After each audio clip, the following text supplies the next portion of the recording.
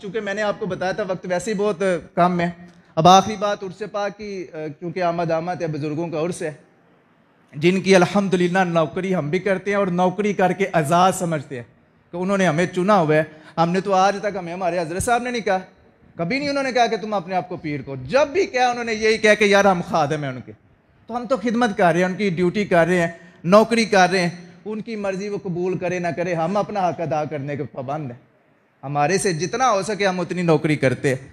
तो बाकी अल्लाह जाने और उनके जो औलिया हैं वो जाने, हमने तो उनकी नौकरी देनी है। उर्स पाक की आमद है। जो भी अहबाब ड्यूटियाँ करने वाले हैं वो अपनी तैयारियाँ रखें ड्यूटियों की। मैं अक्सर लोगों को ये पैगाम देता हूँ, मुझसे लोग बहुत कुछ पूछते हैं, जनाब हमारे लायक कुछ, हमारे लायक। तो मैं उन्हें यही कहता हूँ इजाज़ साहब, तुम्हारे लायक यही है कि जो हमारे हजूर हजरत साहब ने फरमाया है ना, नमाज की पाबंदी, कुछ असबाक लेके आओ। ये तोहफा होता है पीरों के लिए। यह अल्लाह के फजल से वाहिद आस्ताना ये हैबतपुर शरीफ है जिसने कभी किसी की जेब पे नजर नहीं डाली, जो आया उसे दे के भेजा।